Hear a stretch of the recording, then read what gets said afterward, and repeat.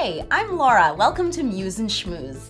Today, we are going to make etched jars that you can fill with honey. But this is a technique you could use just for about anything throughout the year. I didn't fill this one with honey yet, but you'll see when it fills, it's a really great hostess gift for the holidays. It's a really great thing that you can use for just about anything on your own Rosh Hashanah table, or otherwise for a sweet new year.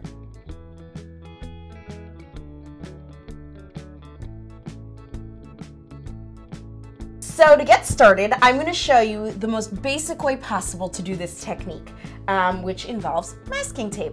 You can use different widths of masking tape, but I'm just using it to block off an area. So I think I'm going to start with this jar.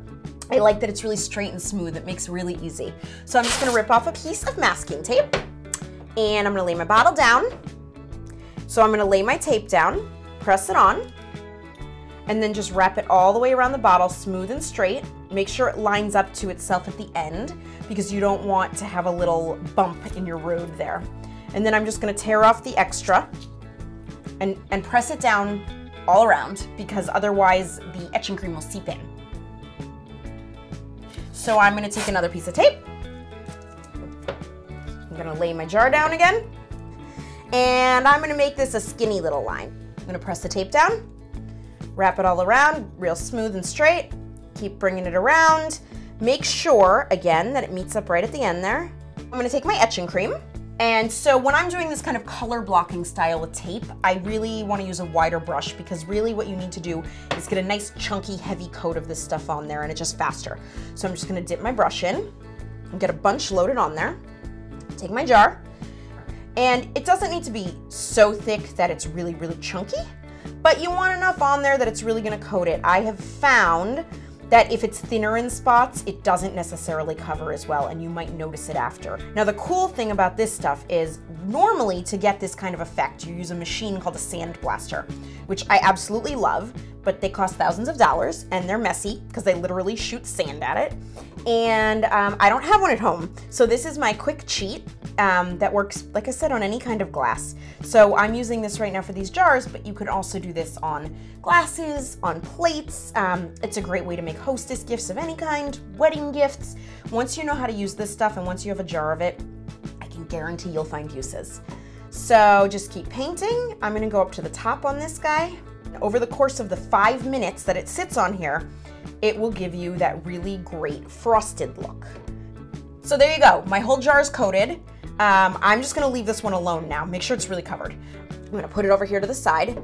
And now, if you're feeling kind of risky and artsy today, I'm gonna put my big brush to the side. I'm gonna pull out my little brush. And the reason I'm gonna do that is I'm gonna take this little guy and I'm gonna show you how to do some freehand designs. So I'm gonna take my brush, I'm gonna dip it in the etching cream, and when you're freehanding it, you have to be a little bit more careful with what you're doing. But you know what? The worst thing that happens is you brush over the whole thing if you don't like what you did. That's the worst thing that can possibly happen.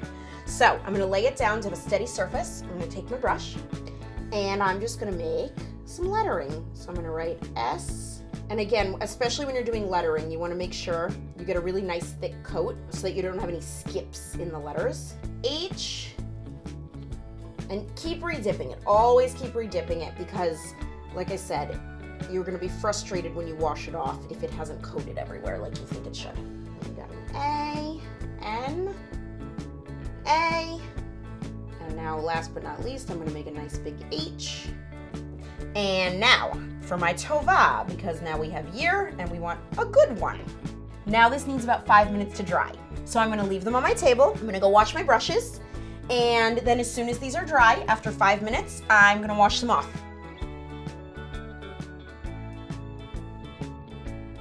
So what I'm gonna do with some nail polish is add some color, add some more texture and dimensionality and fun. And I just like to lay it on pretty thick. I mean, you can see you can only get so much at once, but it dries fairly quickly, kind of like on your nails. And rather than boring you with some more painting, you get the idea. I could do another black one, I could freehand this one, I can do a lot of different things with this. But I'm gonna put this one aside for a second, and I am gonna go to the one where I freehanded the etching cream.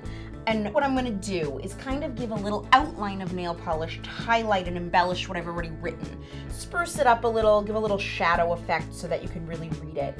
Ta-da! I'm thinking that looks pretty good. I could add more, but I'm gonna go pretty simple. and once it's filled with honey, it's gonna be awesome. And while this dries, we can use the exact same technique for a honey dipper. I have 2 here, and I turned this one into a little apple. You can see I just painted it red, and after it was dry, I just stuck on a little felt leaf that I cut out by hand.